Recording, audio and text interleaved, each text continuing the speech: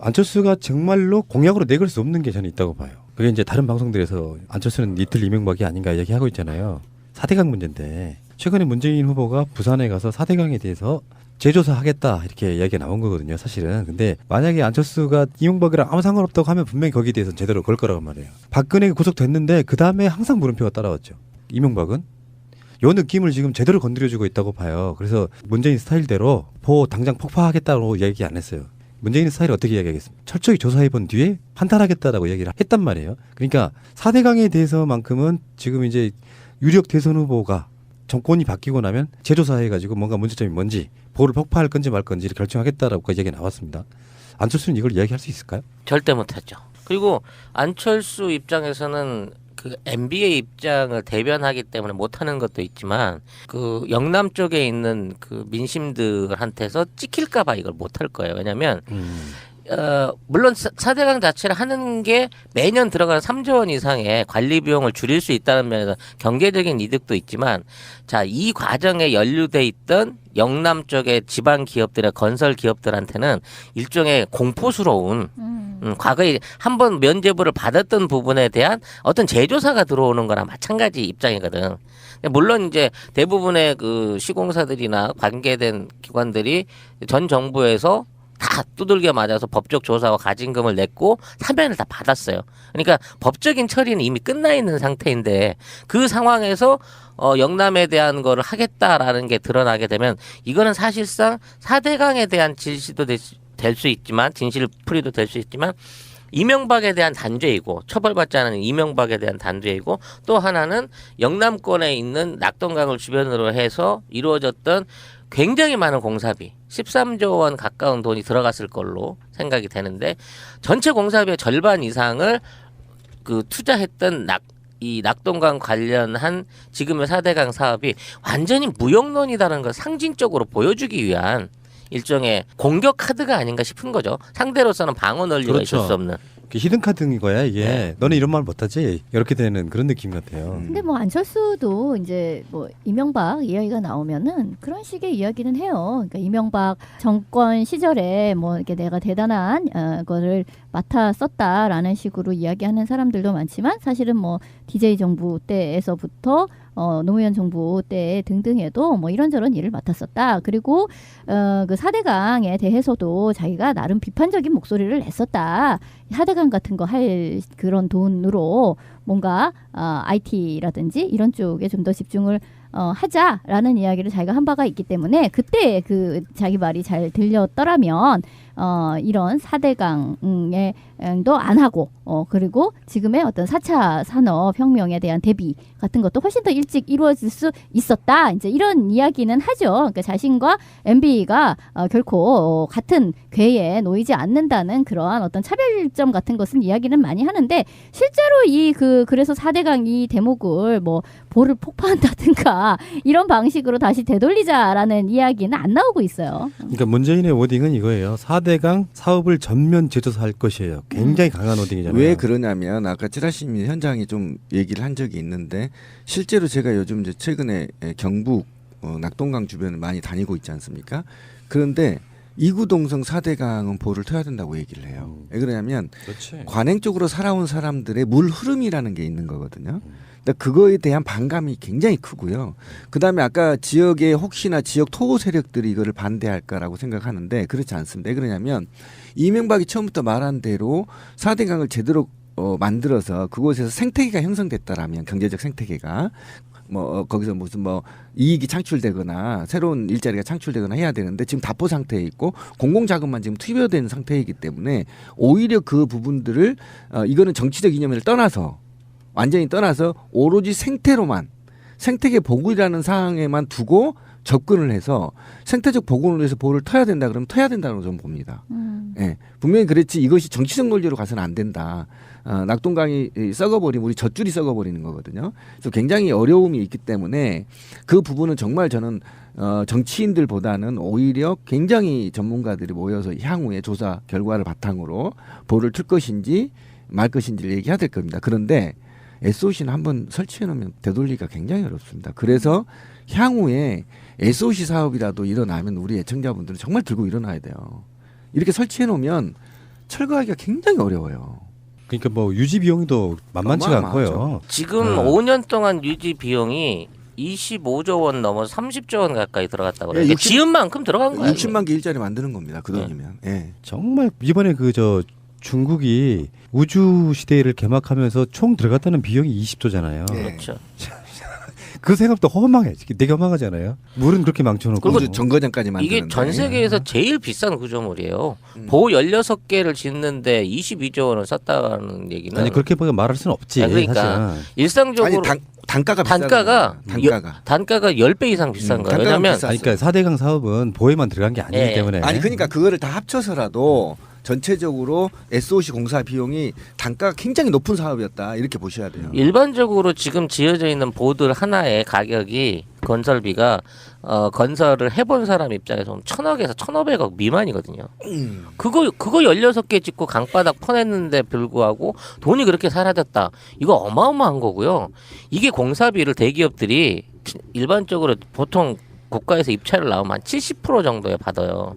근데 4대강 사업들은 묘하게 98%까지 받은 사례가 있어요.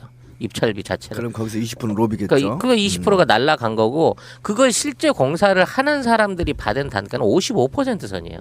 그럼 22조 원 중에 55%만 실공사비에 투자됐고 나머지 45% 즉 10조 원 가까운 돈은 사실상 그 중간 단계에 있는 대기업들과 커넥션이 있었던 공무원 그룹 내지는 영포 라인들이 다 나눠 먹었다는 얘기거든.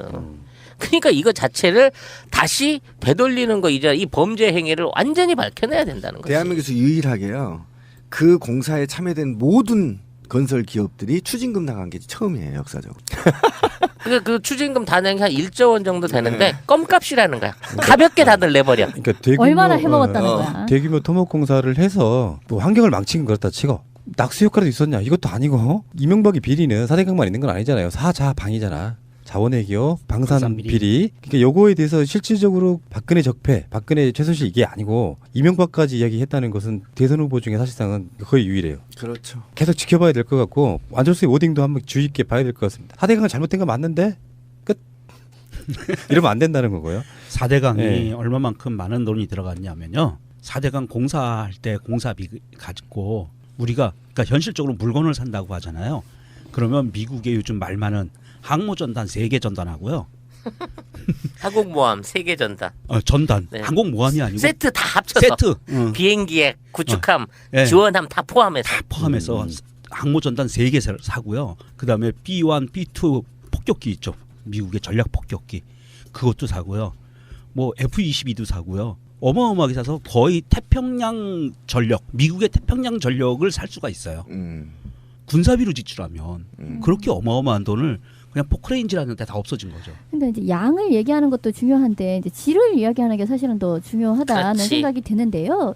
근데 이제 한쪽에서는 문재인의 어떤 이 공공부문 확대라든지 공무원 수를 늘리는 문제라든지 이런 이야기를 할 때 일종의 마타도어로 무슨 얘기를 하느냐면 야 4대강으로 세금 쏟아부은 것도 아까운데 지금 문재인의 이 정책대로 간다고 하면 이건 한 번 쏟고 많은 돈이 아니라 매년 예산으로 굉장히 많은 돈이 나갈 거야. 이게 공무원 월급이라든가 이런 쪽으로 그 엄청나게 많은 이제 예산 지출이 있을 거야. 이런 식의 이제 이야기를 한단 말이죠. 근데 그 돈하고 4대강에 그냥 강바닥에다 그냥 이렇게 돈을 쏟아부은 거하고는 상당히 이게 상대가 안 되는 돈이다라는 것을 꼭 이야기를 해야 됩니다. 그러니까 단순히 절대값으로의 이야기를 하면서 그러니까 계속 그런 식의 돈을 많이 쓰는 건 좋지 않으니까 작은 정부를 지향해야 돼. 이런 논리에 빠져들면 안 된다는 것이죠. 지금 4대강 정책이 그렇고요. 대기업 정책이 그렇고요. 개성공단 정책이 그렇고 사드가 그렇단 말이에요.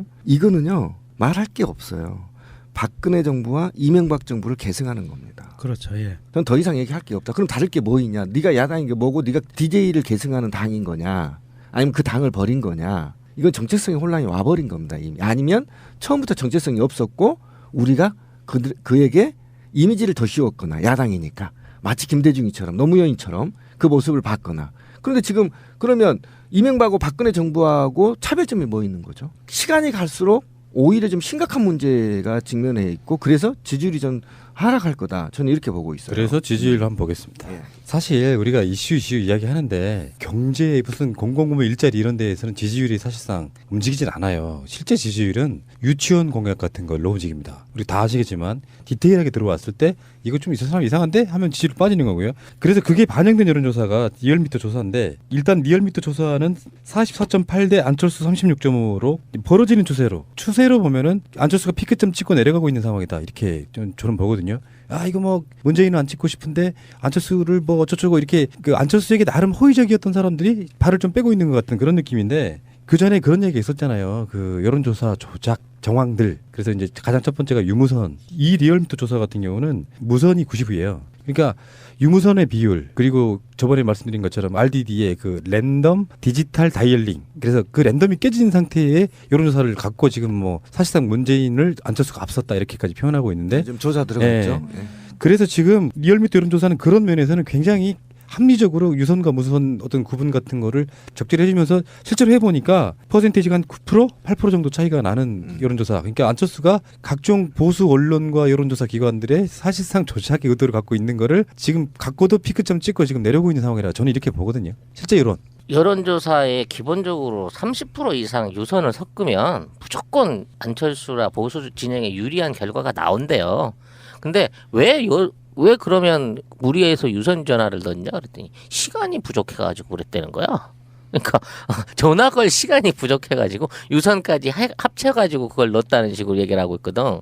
그러니까 여론조사 기관들이 사실은 청부를 받고 어느 정도의 수치에 맞춰서 결과를 달라라고 하는 청부에 맞춰가지고 지금 이 표본들이나 조사 방식을 지들 멋대로 바꿔가면서 조작을 하고 있는 거예요. 그러니까 매번 할 때마다 조사하는 방식들이 다 틀리잖아. 그리고 틀린 조사를 통해 가지고 막 일주일 만에 5% 10%씩 안철수가 치솟아 오르기도 하고 뭐 안희정이 쑥 빠져서 달아나기도 하고 뭐 이런 식의 말도 안 되는 조사가 나오는 거예요. 그러니까 문재인은 어떻게 박아놔도 6개월 동안 계속 40% 언저리인데 나머지는 대상자를 바꾸기만 하면 안희정 지지하던 사람이 그대로 안철수한테 넘어간다든지 뭐 반기문 지지하던 사람들이 그대로 뭐 안희정으로 넘어간다든지 이런 식으로 나오고 있는 여론조사를 거의 매달 하고 있잖아.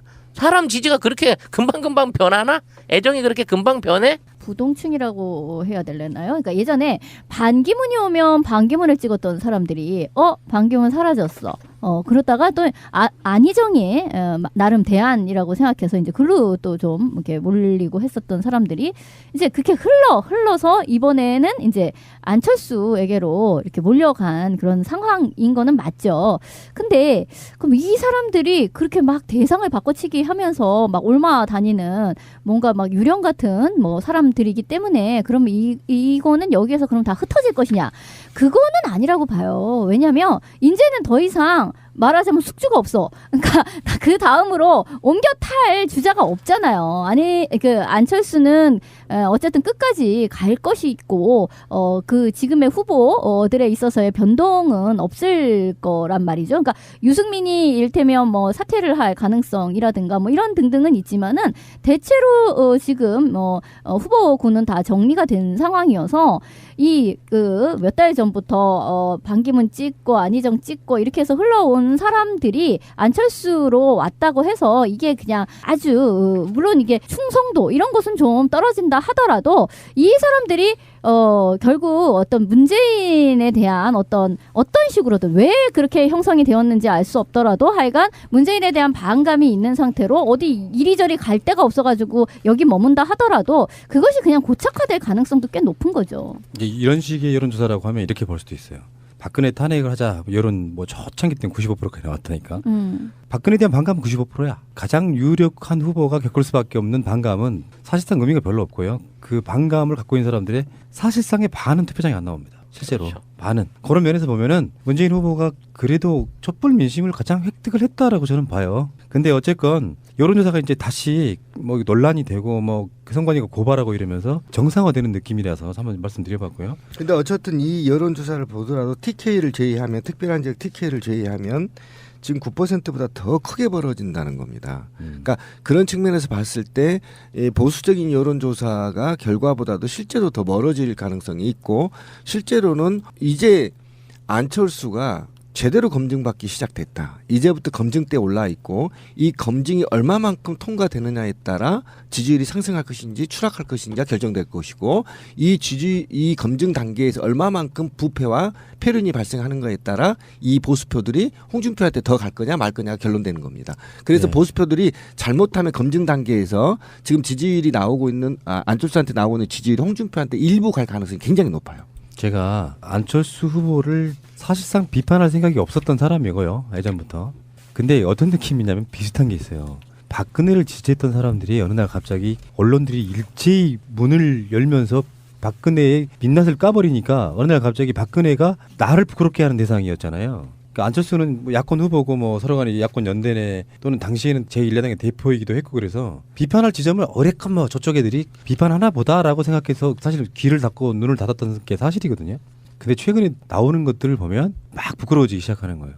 내가 안철수 때문이 아니고 그렇게 균형 감각 없는 형태로 내가 야권 후보를 쉴드만 치려고 했던 사람이었구나라는 생각이 좀 들어가지고 부끄러워지는 그런 느낌이라서요. 저는 뭐 더 이상 이제 불안감 안 느끼셔도 되지 않을까. 또 이제 안철수가 푹 가지고 나면 또 누가 나오지? 없잖아요 이제. 차라리 심상정이 올라오라고 하세요. 그러면 그냥 반대하지 않겠습니다. 제가 이 여론조사 지표를 좀 상세하게 보니까 안철수가 유일하게 오른쪽이 TK에서 올라갔고요. 수도권 지역으로는 TK 그리고 여기서 얘기하는 수도권은 조금 좀 다릅니다. 수도권에서는 이게 등치가 되는 게 연령별로 60대 이상이 섞이는 거예요. 수도권에서. 그래서 이 두 가지 요인으로 안철수가 이번 여론조사에서 그래도 많이 떨어지지 않고 지금 버티고 있는데 다른 지역은 전체적으로 문재인 후보가 다 이겼어요. 요 부분만 빼고 전 지역 전 계층에서 다 이겼죠. 예, 충청도도 압도적으로 이기고 40대 이하로는 뭐 말도 못할 정도로 이기고 하는데 제가 보기에는 지금 이 안철수 후보가 갖고 있는 이 지지세는 정확하게 홍준표하고 겹치는 것 같거든요. 그러면 홍준표가 입을 다물고 있던 게 지금 풀렸어요. 그래서 SBS에서 또 토론회도 녹화했죠. 이제 한 이번 주하고 다음 주 초 여론조사가 굉장히 중요한 것 같아요. 홍준표가 뱉어낼 이야기들 그리고 지금부터 뱉어내는 이야기들이 이 여론에 굉장히 많은 영향을 끼칠 것 같아요. 지지 비용이 25조 원 넘어 30조 원 가까이 들어갔다고 그래요. 예, 그러니까 지은 만큼 들어간 거예요. 60만 개 일자리 만드는 겁니다. 그 돈이면. 예. 정말 이번에 중국이 우주 시대를 개막하면서 총 들어갔다는 비용이 20조잖아요. 예. 그렇죠. 그 생각도 허망해. 되게 허망하잖아요. 물은 그렇게 망쳐놓고. 그리고 우주 정거장까지 만드는데. 이게 전 세계에서 제일 비싼 구조물이에요. 보 16개를 짓는데 22조 원을 썼다는 얘기는 아니 그렇게 말할 수는 없지. 그러니까 사실은. 일상적으로 아니, 단가가 단가가 비싸잖아요. 단가가 10배 이상 비싼 거예요. 단가가 왜냐하면 비싸. 아니, 그러니까 4대강 사업은 보에만 들어간 게 아니기 예. 때문에. 아니 그러니까 그거를 다 합쳐서라도 전체적으로 SOC 공사 비용이 단가가 굉장히 높은 사업이었다 이렇게 보셔야 돼요. 일반적으로 지금 지어져 있는 보들 하나의 가격이 건설비가 건설을 해본 사람 입장에서 보면 1,000억에서 1,500억 미만이거든요. 그거 16개 짓고 강바닥 퍼냈는데 불구하고 돈이 그렇게 사라졌다. 이거 어마어마한 거고요. 이게 공사비를 대기업들이 일반적으로 보통 국가에서 입찰을 나오면 한 70% 정도에 받아요. 근데 4대강 사업들은 묘하게 98%까지 받은 사례가 있어요. 입찰비 자체를. 그럼 거기서 20% 로비겠죠. 그러니까 그거 20%가 날라간 거고 그걸 실제 공사를 하는 사람들이 받은 단가는 55% 선이에요. 그럼 22조 원 중에 55%만 실공사비에 투자됐고 나머지 45% 즉 10조 원 가까운 돈은 사실상 그 중간 단계에 있는 대기업들과 커넥션이 있었던 공무원 그룹 내지는 영포 라인들이 다 나눠 먹었다는 얘기거든. 그러니까 이거 자체를 다시 되돌리는 거 이제 이 범죄 행위를 완전히 다시 되돌리자라는 이야기는 안 나오고 있어요. 그러니까 문재인의 워딩은 이거예요. 4대강 사업을 전면 재조사할 것이에요. 굉장히 강한 워딩이잖아요. 왜 그러냐면 아까 찌라시미 현장에 좀 얘기를 한 적이 있는데 실제로 제가 요즘 이제 최근에 경북 낙동강 주변을 많이 다니고 있지 않습니까? 그런데 이구동성 4대강은 보를 터야 된다고 얘기를 해요. 왜 그러냐면 그렇지. 관행 쪽으로 살아온 사람들의 물 흐름이라는 게 있는 거거든요.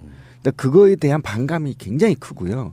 그다음에 아까 지역에 혹시나 지역 토호 세력들이 이거를 반대할까라고 생각하는데 그렇지 않습니다. 왜 그러냐면 이명박이 처음부터 말한 대로 4대강을 제대로 만들어서 그곳에서 생태계가 형성됐다라면 경제적 생태계가 뭐 거기서 무슨 뭐 이익이 창출되거나 새로운 일자리가 창출되거나 해야 되는데 지금 답보 상태에 있고 공공자금만 지금 투입된 상태이기 때문에 오히려 그 부분들을 이거는 정치적 이념을 떠나서 완전히 떠나서 오로지 생태로만 생태계 보호이라는 사항에만 두고 접근을 해서 생태적 보건을 위해서 보호를 터야 된다 그러면 터야 된다고 저는 봅니다. 예, 분명히 그랬지 이것이 정치적 논리로 가서는 안 된다. 낙동강이 썩어버리면 우리 젖줄이 썩어버리는 거거든요. 그래서 굉장히 어려움이 있기 때문에 그 부분은 정말 저는 정치인들보다는 오히려 굉장히 전문가들이 모여서 향후에 조사 결과를 바탕으로 보호를 틀 것인지 말 것인지를 얘기해야 될 겁니다. 그런데 SOC는 한번 설치해 놓으면 되돌리기가 굉장히 어렵습니다. 그래서 향후에 SOC 사업이라도 일어나면 우리 애청자분들은 정말 들고 일어나야 돼요. 이렇게 설치해 놓으면 철거하기가 굉장히 어려워요. 그러니까 뭐 유지 비용도 만만치가 어마어마하죠. 않고요. 지금 5년 동안 안철수가 정말로 공약으로 내걸 수 없는 게 저는 있다고 봐요. 그게 이제 다른 방송들에서 안철수는 이틀 이명박이 아닌가 얘기하고 있잖아요.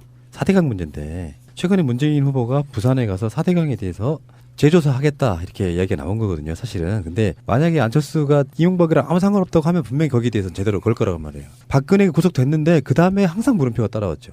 이명박은 요 느낌을 지금 제대로 건드려주고 있다고 봐요. 그래서 문재인 스타일대로 보호 당장 폭파하겠다고 이야기 안 했어요.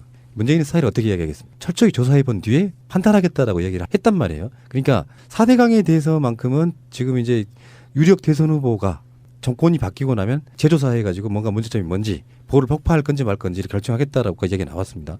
안철수는 이걸 이야기할 수 있을까요? 절대 못하죠. 그리고 안철수 입장에서는 그 MB의 입장을 대변하기 때문에 못하는 것도 있지만 그 영남 쪽에 있는 그 민심들한테서 찍힐까봐 이걸 못할 거예요. 왜냐하면 물론 4대강 자체를 하는 게 매년 들어가는 3조 원 이상의 관리 비용을 줄일 수 있다는 면에서 경제적인 이득도 있지만 자, 이 과정에 연루돼 있던 영남 쪽의 지방 기업들의 건설 기업들한테는 일종의 공포스러운 과거에 한번 면죄부를 받았던 부분에 대한 어떤 재조사가 들어오는 거랑 마찬가지 입장이거든.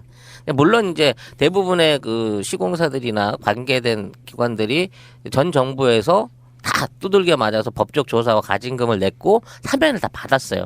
그러니까 법적인 처리는 이미 끝나 있는 상태인데 그 상황에서 영남에 대한 거를 하겠다라는 게 드러나게 되면 이거는 사실상 4대 밝혀내야 된다는 거지. 대한민국에서 유일하게요.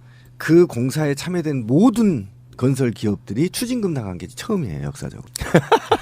그 추징금 단행이 한 1조 원 정도 되는데 껌값이라는 거야. 가볍게 다들 내버려. 그러니까 대규모, 얼마나 해먹었다는 거야. 대규모 토목 공사를 해서 뭐 환경을 망친 건 그렇다 치고 낙수 효과도 있었냐 이것도 아니고 이명박의 비리는 4대강만 있는 건 아니잖아요. 사자방이잖아. 자원의 기업, 방산 비리. 그러니까 요거에 대해서 실질적으로 박근혜 적폐, 박근혜 최순실 이게 아니고 이명박까지 이야기했다는 것은 대선 후보 중에 사실상은 거의 유일해요. 그렇죠. 계속 지켜봐야 될 것 같고 안철수의 오딩도 한번 주의 깊게 봐야 될 것 같습니다. 4대강은 잘못된 건 맞는데 끝.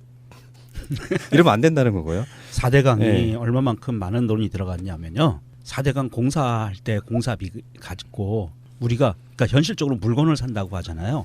그러면 미국의 요즘 말 많은 항모전단 3개 전단하고요. 항공모함 3개 전단. 전단. 네. 항공모함이 아니고 세트 다 합쳐서. 세트. 비행기에 구축함, 네. 지원함 다 포함해서. 다 포함해서 항모전단 3개 사고요. 그다음에 B1, B2 폭격기 있죠. 미국의 전략 폭격기. 그것도 사고요. 뭐 F-22도 사고요. 어마어마하게 사서 거의 태평양 전력, 미국의 태평양 전력을 살 수가 있어요. 군사비로 지출하면 그렇게 어마어마한 돈을 그냥 포크레인지라는 데 다 없어진 거죠. 근데 이제 양을 얘기하는 것도 중요한데 이제 질을 이야기하는 게 사실은 더 중요하다는 그렇지. 생각이 드는데요. 근데 이제 한쪽에서는 문재인의 어떤 이 공공부문 학대라든지 공무원 수를 늘리는 문제라든지 이런 이야기를 할 때 일종의 마타도어로 무슨 얘기를 하느냐면 야 4대강에 대한 질시도 될 수 있지만 진실풀이도 될 수 있지만 이명박에 대한 단죄이고 처벌받지 않은 이명박에 대한 단죄이고 또 하나는 영남권에 있는 낙동강을 주변으로 해서 이루어졌던 굉장히 많은 공사비 13조 원 가까운 돈이 들어갔을 걸로 생각이 되는데 전체 공사비의 절반 이상을 그 투자했던 이 낙동강 관련한 지금의 4대강 사업이 완전히 무용론이다라는 걸 상징적으로 보여주기 위한 일종의 공격 카드가 아닌가 싶은 거죠. 상대로서는 방어 논리가 그렇죠. 있을 수 없는. 히든 카드인 거야 이게. 네. 너는 이런 말 못하지. 이렇게 되는 그런 느낌 같아요. 근데 뭐 안철수도 이제 뭐 이명박 이야기가 나오면은 그런 식의 이야기는 해요. 그러니까 이명박 정권 시절에 뭐 이렇게 내가 대단한 거를 맡았었다라는 식으로 이야기하는 사람들도 많지만 사실은 뭐 DJ 정부 때에서부터 노무현 정부 때 등등에도 뭐 이런저런 일을 맡았었다. 그리고 그 4대강에 대해서도 자기가 나름 비판적인 목소리를 냈었다. 4대강 같은 거 할 그런 돈으로 뭔가 IT라든지 이런 쪽에 좀 더 집중을 하자라는 이야기를 자기가 한 바가 있기 때문에 그때 그 자기 말이 잘 들렸더라면 이런 4대강에도 안 하고 그리고 지금의 어떤 4차 산업혁명에 대한 대비 같은 것도 훨씬 더 일찍 이루어질 수 있었다. 이제 이런 이야기는 하죠. 그러니까 자신과 MB가 결코 같은 궤에 놓이지 않는다는 그러한 어떤 차별점 같은 것은 이야기는 많이 하는데 실제로 그래서 4대강 이 대목을 뭐 볼을 폭파한다든가 이런 방식으로